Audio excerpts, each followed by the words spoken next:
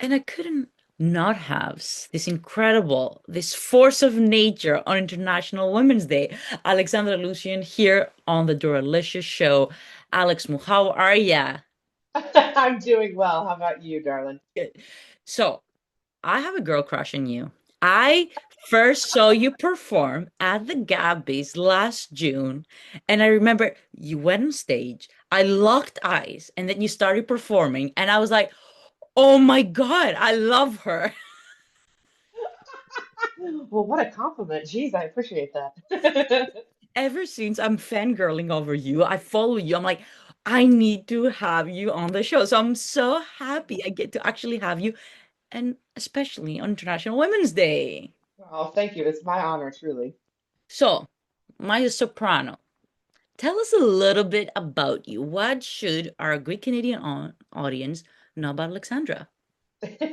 Well, I grew up in south of Pittsburgh, Pennsylvania, on a horse farm, actually. My dad was a horse veterinarian. And opera was definitely not in the sphere in my childhood. But my dad is a protopsalti. My godfather was in a like doo-wop group in the 50s that was like pretty successful actually. And my grandparents on my mother's side were church musicians. So there was definitely music and stuff in my family, um, but opera came later. And I um, I always loved music. I started chanting with my dad when I was like 5, not really knowing anything, but I would like stand on his feet at the Southie stand, and then I joined the choir, and it just kind of went from there. I drove my parents crazy singing around the house, and they found this professional children's choir in Pittsburgh that I auditioned for when I was 8 and sang with them for 6 years, and that was sort of my introduction to classical music and the opera. Um, but I will say I was never actually in any operas that because they sang with the operas, Okay. but I was always too tall. So so I got to go and watch my friends be and stuff, but I was always too tall. Um, but then my voice really kind of took me here, honestly. I just kept singing, my voice kept developing. I started studying with an opera singer when I was in high school. And all of a sudden, it's just this kind of classical voice came out. And I was in a high school version of the choir. And my conductor, who was kind of a famous conductor at the time, who has since passed, unfortunately, we had to re-audition every year. And I remember him, my third year auditioning, came up to me and said, kid, what are you doing with the rest of your life? And I said, I don't know. At that point, I was like 17 and going to go into science or something. And he's like, if you don't become an opera singer, you're wasting your life away. And that was it. Like literally, I've not turned back since then. And you know what? It's opera found you, but it's also these angels. And I call people in our lives going to become angels who guide us to the right direction that brought it out Hmm. of you. Our little Marie Yeah, Callas in the making. it's true. It's really true. I mean, I probably wouldn't have had the courage to do it had I like really do it had I have not had those people. So I'm very grateful. And I'm grateful to my parents for going along with it because I know they were scared at the beginning of all of this. So, Which is so God normal. bless my parents. And it's normal. Think about like immigrant experience. They think, is she gonna have a job? Is she gonna be Mhm. working? What is she gonna do with her life? Yeah, But at the end of the day, they supported you.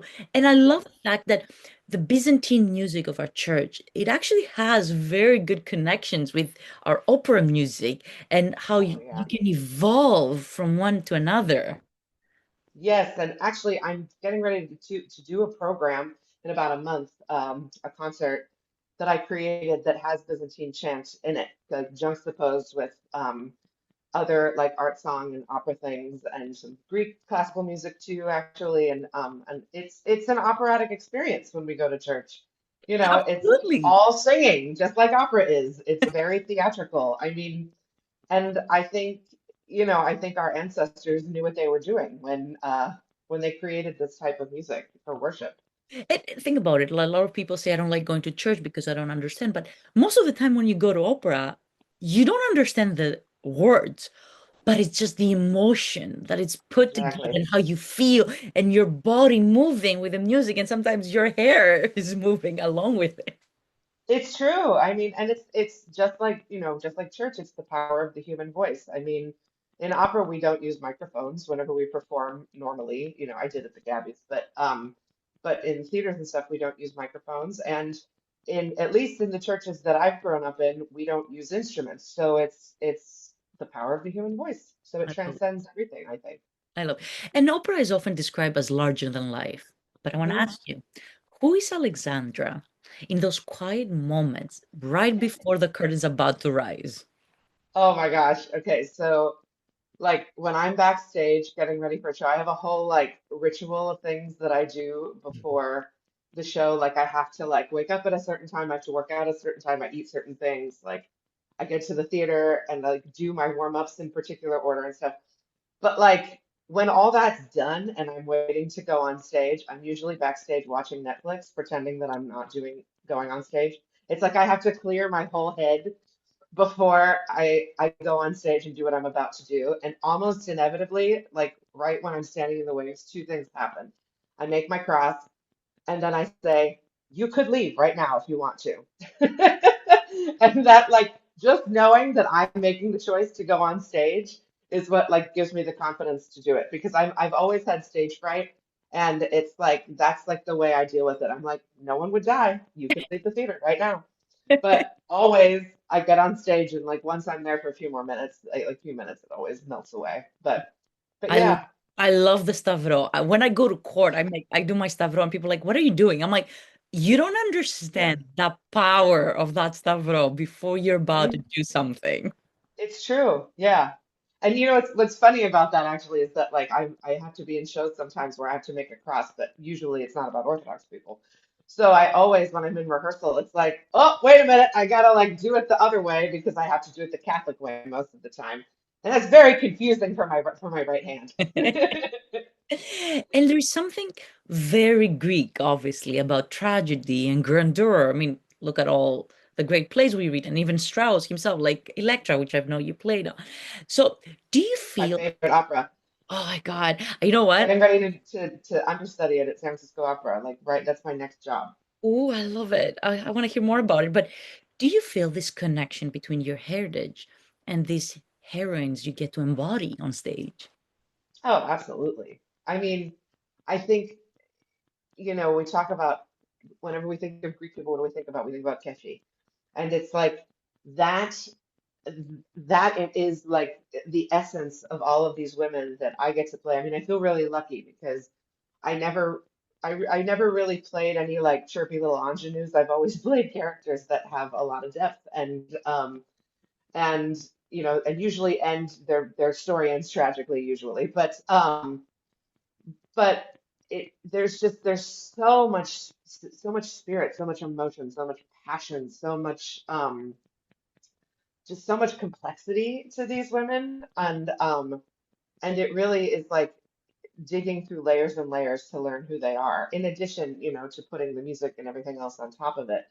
And of course, I mean, you think about the layers and the thousands of years of tradition that we wade through every day as Greek people, and it absolutely influences the way that I portray characters. And actually, I've had a few of my teachers and things have said that I sound like I have a Greek sound when I sing, which I always think is very funny. They're like it's a Mediterranean sound that isn't, Italian or something. It's hot-blooded, it's Greek. And I'm like, I'll take that. I'll take the compliment. So why is Electra your favorite? And tell me more about what you're about to do in San Oh Francisco. my God, I love this show. It's okay, so Electra by Strauss is it's an opera that basically punches you in the face for like an hour and 45 Yeah. minutes. Hmm.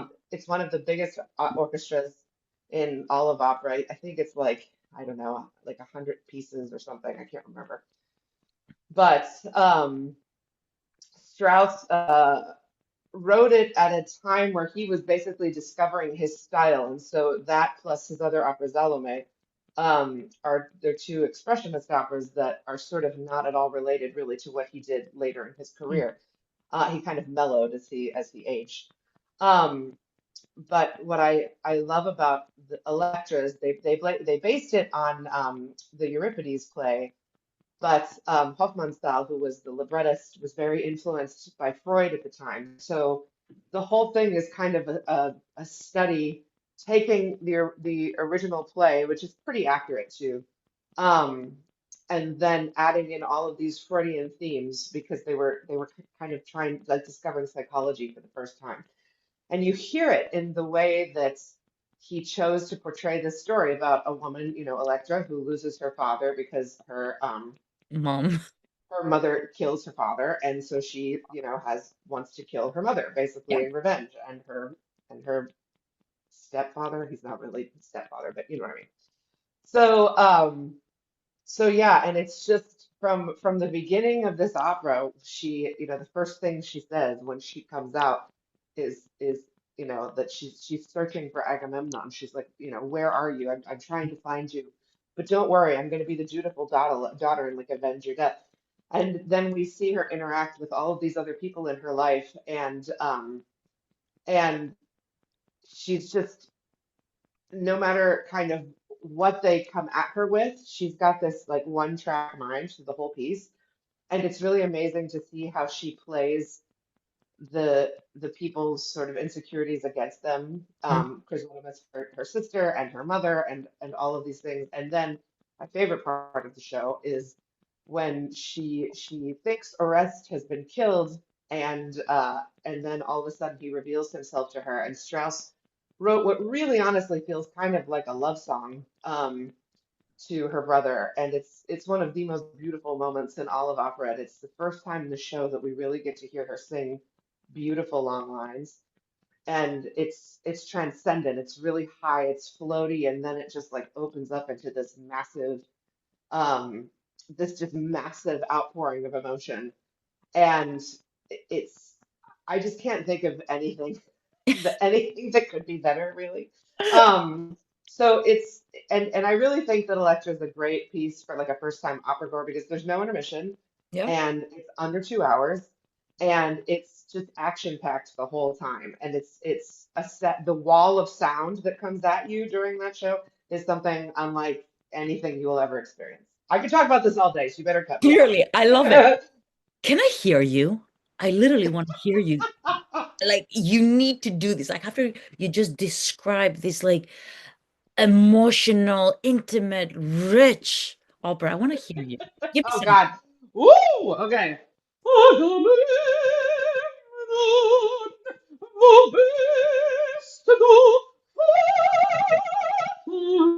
There's a little bit of phlegm in there from the morning, but I love it. I love it. Oh my God. And you know what I also love about Electra is and I studied classical studies, so I love the plays. But then when you get to compare how Electra acts versus to her brother Rusty and the way they use people versus they don't use people, and it's just I love it. And I think it brings out more a lot about culture and women and women's roles that they played in yeah, society. yeah, absolutely. And that's the thing that in the show, there's this whole description that she gives after this moment I was talking about with arrest, where she talks about everything that she's been through. And it's the first time we really hear about, how she was banished and what she suffered and all of these things. And you think about like, if you went from a place of royalty to literally being thrown out and living on the street in front of the palace with the dogs, and being raped by soldiers who passed by, you'd also want to have revenge on your Absolutely. your mother. And like also thinking about like how the the fact that like a woman's role in power would have been so vulnerable that the mom would have made the choice to throw out her daughter from a palace to be able to hold on to power. I mean, it's crazy. It is. And even every modern woman has an Electra or like the femininity of balancing, where that strength, family, sensuality, all of it together. Hmm. How do you see that in the modern women? Oh wow. Like in terms of like like actual women or characters. Just the real woman, like the everyday woman that we see in life, how we always balancing so many different variables and we still do it. I mean, I think. I mean, I think women are superheroes. I mean, really, it we have to we create life and I'm trying to think of how to say this diplomatically. We create life and yet in so many places we are still seen as less than. Um, and we have to rise above that label of less than a lot. And and so particularly in modern days, like we're expected to basically take on the roles of what traditionally was a man's role and a women's role. So we have to be nurturing and have high-powered careers and raise families and be perky and look fabulous and and it's just an expectation. It's a given. But also we're up to the challenge, which is part of the problem because we can do that. So And so effortless. I think We make it look effortless. I think we that's make it look effortless. like, Hmm. oh, yeah, of course we're perfect in everything we do. And yet inside of us, we're like struggling and not talking about it. Yeah, it's true. It's a real problem. I mean, I think that I'm it's really interesting to kind of see the trend now of like women in dating and marriage and things like that because more women are choosing to be single. And I find that very telling because it's like for the first time in history we are able to choose ourselves because we have financial freedom in a way we never have. Of And that's I'm assuming we're about the same age, so that's our generation course. that's getting to make that choice for the first time. And yet, even in that, it's we're criticized for it, and it seems like a radical choice from a lot of people in power who think that it shouldn't be that way.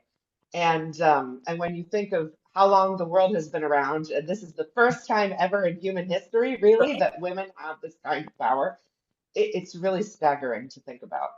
Absolutely. And I know you've curated programs like Greek Love. Hmm. Eh, Yes. What does love mean to you right now in your life, in this season of your life, let's say? Well, I am in love at the moment. So love means a lot to me at this point. Um, I went through a really awful divorce about 4 years ago and wasn't really sure if I would find love again, but I have. And Congratulations. so thank you. It's pretty remarkable at this age to be kind of experiencing that again. It kind of feels like I feel like I'm 15 all over again. But that's the thing. It's Love so, never ends. There's no age. We feel like, oh, we have to do things by a certain age and then we're out of it. But no. well, and that's the thing, when I went down this path of being a performer, I knew that my life was not going to look like what it was supposed to look like, I suppose. And so with that also comes a lot of freedom because I, I, because of the nature of my work and my job, I travel all the time. I'm with a bunch of different people and people from different cultures all the time. And my boyfriend that I'm dating now is Indian. And that's been really fun to discover, a culture that I basically knew nothing about until we met. And also, I'm also a queer person. So like that also kind of came with a different set of rules that really didn't exist. So in a lot of ways, I feel that I've been able to kind of carve this path that is just very different. And that makes life that much more colorful and beautiful. And of course, I have a wonderful family who I love very much and friends all over the world. And I feel really, really lucky. I mean, I have a lot of love in my life, so I feel very lucky about that. So if your life right now was an aria, what would you name it? Oh my God. You know what's funny is that I actually wrote, I'm going to be debuting a piece that I wrote text for the first time in a month. Um, that I commissioned my friend, also a Greek queer composer, to write the music for. And I really struggled on like finding a title for the piece. And the other day, the whole program is based. I'm calling it Gendima, Oh, and it's based kind of within the myth of the mastic tears, and how the tree came to weep. And so right now I'm feeling very connected to that. So I guess I would call it mastic tears because it's, the process of harvesting that would be is so many slices of pain within the tree to produce these tears that are healing and beautiful. And that's what I would call it. I love it. I love it. So tell us, what else are you doing right now? Well, right this minute, I'm trying my hand at academia for a semester. My old professor from the University of Southern California asked me if I would replace her for her sabbatical, and it basically slotted right in between two jobs that I had, so it kind of worked out. I had to overlap a little bit, but so I've got 16 wonderful students that I'm working with here. In addition to, I also have a private voice studio, so I have my own students. And then I'm prepping for this job in San Francisco coming up, and then also this program that I'm doing in April, and then all of next season. So I have a lot of things going on right now. I love it. And you know what? You get now to be that angel, the guiding voice to the students for finding themselves now, which is like you give back to how people give back to you in a way.